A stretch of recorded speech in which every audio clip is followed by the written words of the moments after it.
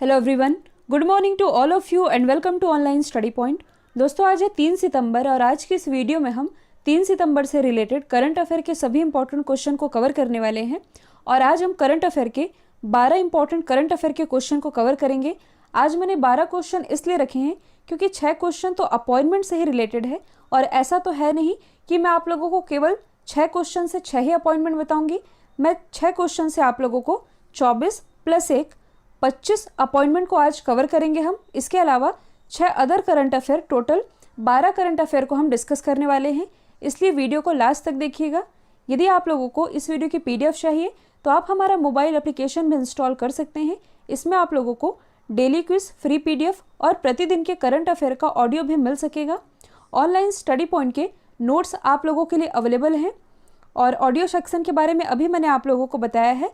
आप इस लिंक में जाइए जो कि डिस्क्रिप्शन बॉक्स में दी हुई है। आप इस ऐप को डाउनलोड करेंगे। कई लोग पूछ रहे हैं कि रेफरल कोड क्या डालना है, तो सिंपली आप अपने गूगल अकाउंट से इसे डाउनलोड कर सकते हैं। इसमें रेफरल कोड की ज़रूरत नहीं होगी। सब्जेक्ट वाइज नोट अवेलेबल है हिंदी इंग्लिश दोनों ही लैंग्वेजेस में। अभी तक यदि आप लोगों ने चैनल को सब्सक्राइब नहीं किया है तो सब्सक्राइब कर लीजिए। बेल आइकन दबाना बिल्कुल मत भूलिएगा ताकि आप लोगों को हमारे सभी वीडियो के नोटिफिकेशन सबसे पहले मिल सके। स्टार्ट करते हैं हमारा पहला क्वेश्चन। हाल ही में CBDT के अध्यक्ष का कार्यकाल 6 महीने के लिए बढ़ाया गया है। इनका नाम क्या है? तो इनका नाम है PC मोदी, यानी कि प्रमोद चंद्र मोदी। अब देखिए, इसे आप समझेंगे एकदम बेसिक से। कर कितने तरह के होते हैं, यानी कि टैक्स तो 2 तरह के होते हैं, डायरेक्ट टैक्स और इनडायरेक्ट टैक्स। तो भारत में डायरेक्ट टैक्स के लिए जो बॉडी है इसका नाम है CBDT, यानी कि central board of direct tax. जबकि इनडायरेक्ट टैक्स यानी कि अप्रत्यक्ष कर के लिए जो बॉडी है इसका नाम है central board of indirect tax and custom. यहाँ पर यदि हम बात करें CBDT की, तो इसके जो अध्यक्ष हैं PC मोदी, इनका कार्यकाल 6 महीने के लिए बढ़ा दिया गया है। जबकि जो central board of indirect tax और कस्टम है, इसके अध्यक्ष अभी हाल ही में बनाए गए हैं। इनका नाम है M अजीत कुमार। अब देखिए, यदि हम बात करें प्रत्यक्ष कर की यानी कि डायरेक्ट टैक्स की, तो इसके कुछ एग्जाम्पल हैं, जैसे कि इनकम टैक्स यानी कि आयकर और भू राजस्व कर। इनडायरेक्ट टैक्स के एग्जाम्पल हैं सेल्स टैक्स, सर्विस टैक्स और एक्साइज टैक्स यानी कि उत्पाद कर। कई बार एग्जाम में पूछा जाता है कि जो GST है ये किस तरह का कर है, तो ये है एक अप्रत्यक्ष कर यानी कि इनडायरेक्ट टैक्स। तो CBDT के अध्यक्ष ये हैं PC मोदी। अब यहाँ पास कार्यकाल बढ़ाने की बात की ही जा रही है, तो हाल ही में अजय कुमार त्यागी का भी कार्यकाल 18 महीने के लिए बढ़ाया गया है। और ये कौन है? तो ये हैं सेबी के चेयरमैन। सेबी यानी कि security and exchange board of India. KK Venugopal का भी कार्यकाल बढ़ाया गया है। ये है भारत के अटॉर्नी जनरल। इनका कार्यकाल अगले 1 साल के लिए बढ़ाया गया है। जबकि जो तुषार मेहता हैं, ये है भारत के सॉलिसिटर जनरल। इनका कार्यकाल अगले 3 साल के लिए बढ़ा दिया गया है। तो ये सभी आप याद रखेंगे। नेक्स्ट है, हाल ही में प्रेस ट्रस्ट ऑफ इंडिया के नए अध्यक्ष कौन बने हैं, यानी कि PTI के नए अध्यक्ष। तो ये भी हाल ही में बन गए हैं अवीक सरकार। और अवीक सरकार, इन्होंने स्थान लिया है विजय कुमार चोपड़ा का। यदि हम बात करें प्रेस ट्रस्ट ऑफ इंडिया की, तो ये भारत की सबसे बड़ी समाचार एजेंसी है। इसकी स्थापना हुई थी 27 अगस्त 1947 में। हेडक्वार्टर स्थित है नई दिल्ली में और इसी के नए अध्यक्ष बन गए हैं अवीक सरकार। यदि हम बाकी के 2 ऑप्शन को डिस्कस करें, तो हाल ही में जो राजीव कुमार है ये हमारे नए चुनाव आयुक्त बनाए गए हैं। ध्यान देने वाली बात यह है कि ये राजीव कुमार दूसरे राजीव कुमार हैं, जबकि जो नीति आयोग के उपाध्यक्ष हैं वे राजीव कुमार दूसरे हैं। यदि हम बात करें प्रदीप कुमार जोशी की, तो ये भी हाल ही में UPSC के नए अध्यक्ष बनाए गए हैं और इन्होंने स्थान लिया है अरविंद सक्सेना का। अभी तक यदि आप लोगों ने ऑनलाइन स्टडी पॉइंट के लास्ट 6 मंथ करंट अफेयर की PDF को परचेस नहीं किया है तो इसे आप परचेस कर सकते हैं। इसमें आप लोगों को जनवरी 2020 से लेकर के जून 2020 तक के मोस्ट इंपॉर्टेंट 800+ क्वेश्चन मिल जाएंगे with detailing with extra fact. आप लोगों के फीडबैक भी काफ़ी अच्छे आ रहे हैं।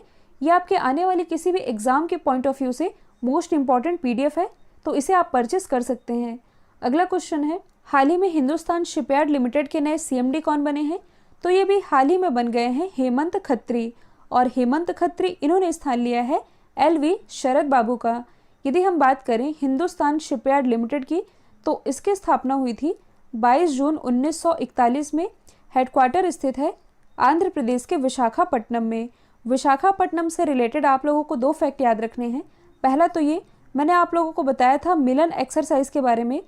तो जो मिलन 2020 एक्सरसाइज थी, जो कि एक नेवल एक्सरसाइज है जिसमें कि कई देश पार्टिसिपेट करने वाले थे, ये विशाखापट्टनम में ही आयोजित की जाने वाली थी, लेकिन कोरोना के कारण ये अब पोस्टपोन कर दी गई है। साथ ही विशाखापट्टनम रेलवे स्टेशन में भारत का पहला फन जोन भी स्थापित किया गया है, तो ये आप याद रखेंगे। यदि हम बाकी के 2 ऑप्शन को डिस्कस करें तो हाल ही में शोमा मंडल है जो ये बनाई गई हैं सेल की सीएमडी, और सेल की ये पहली महिला सीएमडी बनाई गई हैं। सेल यानी कि steel authority of India limited. यदि हम बात करें राकेश अस्थाना की, तो ये भी हाल ही में बीएसएफ यानी कि बॉर्डर सिक्योरिटी फोर्स के महानिदेशक बनाए गए हैं। नेक्स्ट है, हाल ही में the big thoughts of little love किताब ये किसके द्वारा लिखी गई है? तो ये भी हाल ही में लिखी गई है करण जौहर के द्वारा। तो देखिए, कुछ समय पहले ही इन्होंने 2 बच्चों को गोद लिया था जिनकी देखभाल वे स्वयं कर रहे थे, तो उन्हीं पर बेस्ड है ये किताब जिसका नाम है the big thoughts of little love, लिखी है करण जौहर ने। और देखिए 2017 में इनकी एक ऑटोबायोग्राफी भी आई थी जिसका नाम है एन अनस्यूटेबल बॉय।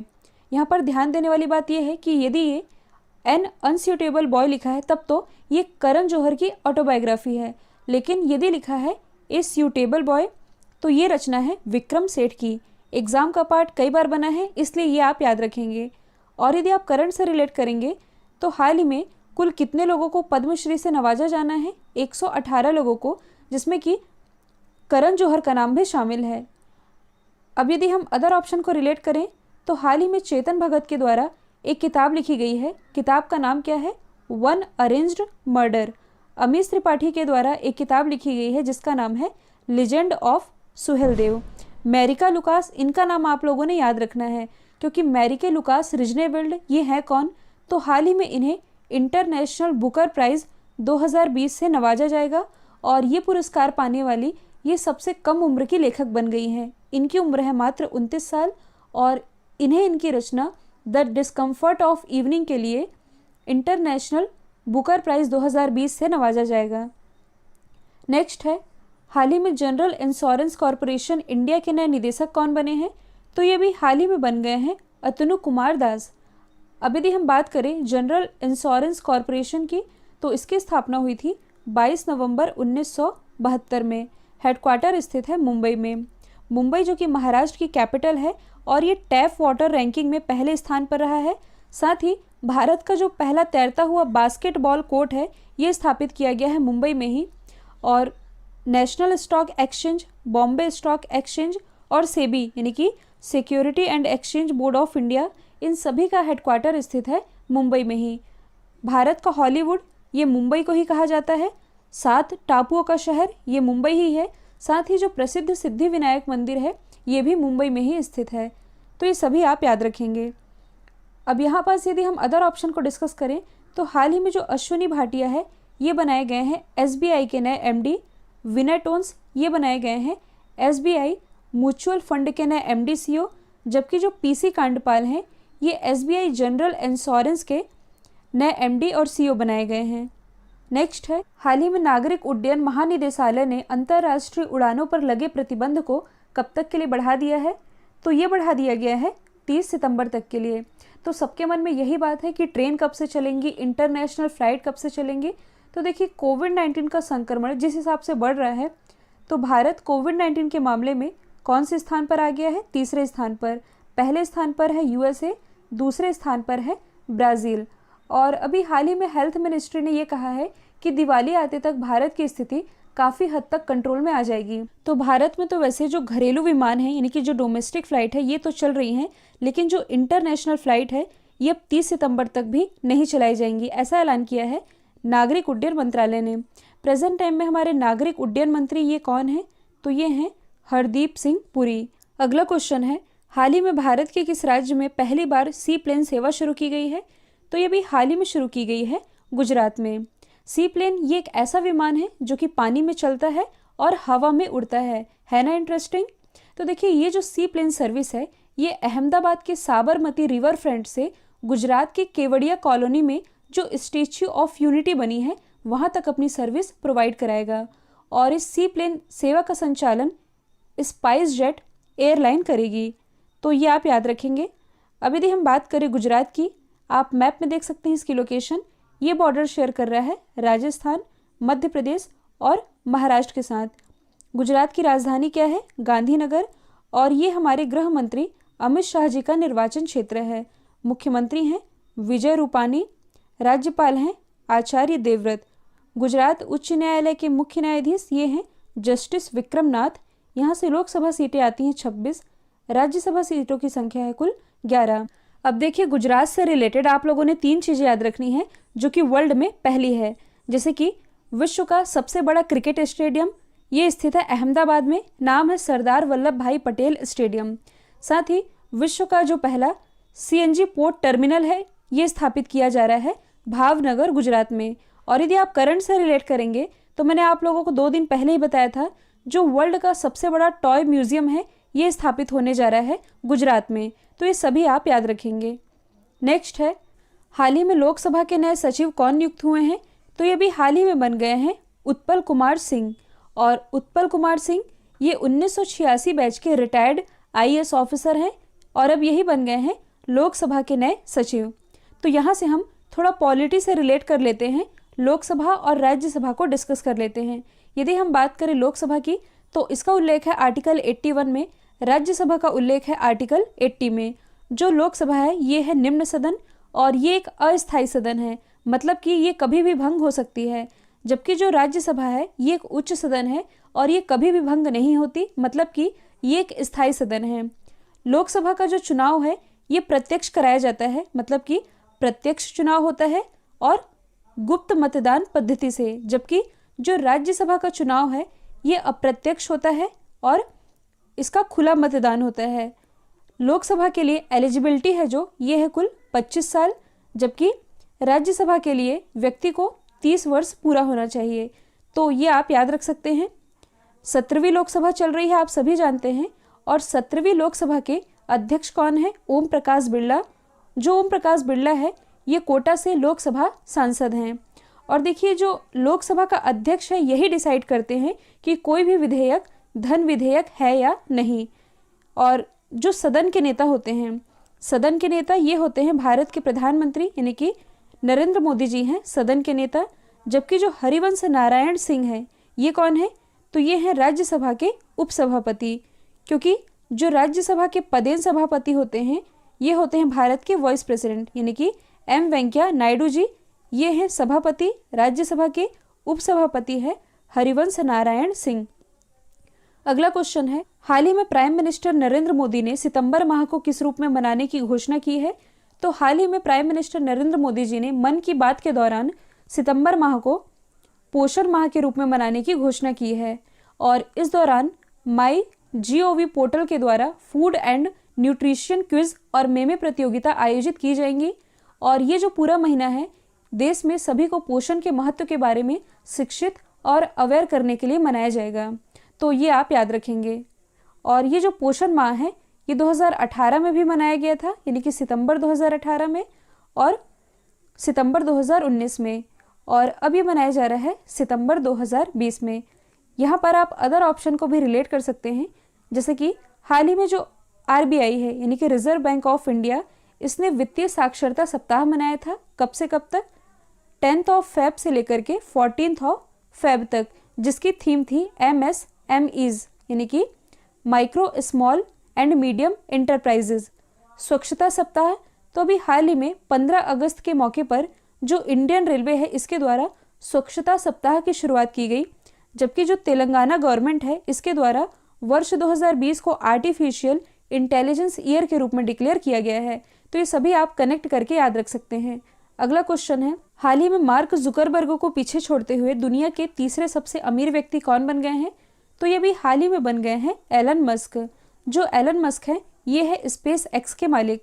वर्ल्ड के सबसे अमीर व्यक्ति ये है अमेजॉन के संस्थापक जेफ बेजोस। और ये 200 अरब डॉलर की संपत्ति वाले वर्ल्ड के पहले व्यक्ति भी बन गए हैं। दूसरे स्थान पर है माइक्रोसॉफ्ट के संस्थापक बिल गेट्स।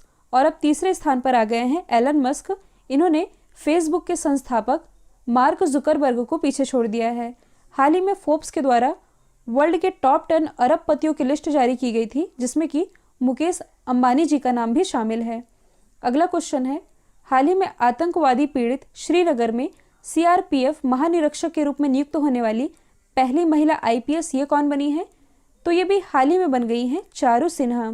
जो चारू सिन्हा है ये 1996 बैच की तेलंगाना कैडर की आईपीएस ऑफिसर हैं और अब यही आतंकवादी पीड़ित श्रीनगर में सीआरपीएफ महानिरीक्षक के रूप में नियुक्त होने वाली पहली महिला आईपीएस बन गई है।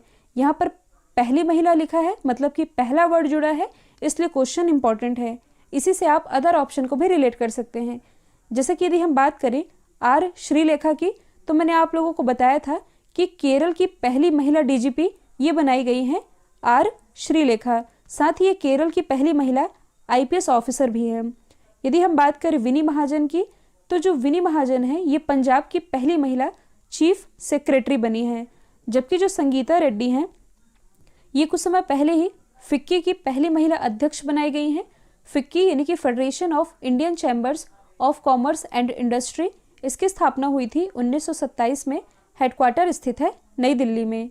अगला क्वेश्चन है, रोबो बैंक की ग्लोबल टॉप 20 डेयरी कंपनियों की लिस्ट में किस भारतीय कंपनी ने टॉप किया है? तो देखिए, हाल ही में रोबो बैंक ने वर्ल्ड की टॉप 20 डेयरी कंपनियों की लिस्ट जारी की, जिसमें कि भारत की तरफ से टॉप पर रही है अमूल कंपनी।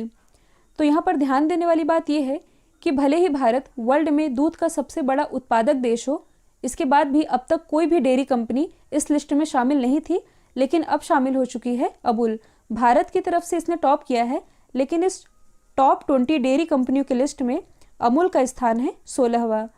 तो अब यदि हम बात करें इस कंपनी की, तो इसकी स्थापना हुई थी 1946 में। हेडक्वार्टर कहाँ स्थित है? आनंद, गुजरात में। और इसके जो एमडी हैं ये हैं रुपिंदर सिंह सोधी। तो इनका नाम आप याद रखेंगे।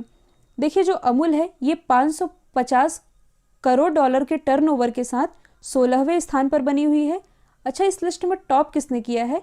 तो टॉप पर रही है नेस्ले कंपनी। इसका कुल टर्नओवर 2210 करोड़ के लगभग रहा है। ये रही है टॉप पर, और ये है स्विट्जरलैंड की कंपनी। दूसरे स्थान पर है लैक्टलिस कंपनी, ये है फ्रांस की कंपनी। और तीसरे स्थान पर रही है डेयरी फार्मर्स ऑफ अमेरिका, जो कि है यूएसए की कंपनी। तो ये सभी आप याद रखेंगे। कल मैंने आप लोगों से पूछा था, हाल ही में अशोक के वैद्य द्वारा लिखी गई किताब गैस्ट्रिक कैंसर ये किसने लॉन्च की? राइट आंसर था डॉक्टर जितेंद्र सिंह। अब आप लोगों के लिए आज का सवाल है, हाल ही में ओणम त्यौहार किस राज्य में मनाया गया है? तो इसका आंसर जो भी है कमेंट बॉक्स में दीजिएगा। और यदि ये वीडियो आप लोगों को पसंद आया है तो एक लाइक कीजिएगा, साथ ही एक स्टडी रिलेटेड ग्रुप में शेयर करना बिल्कुल मत भूलिएगा। तो आज के लिए इतना ही। Thank you so much.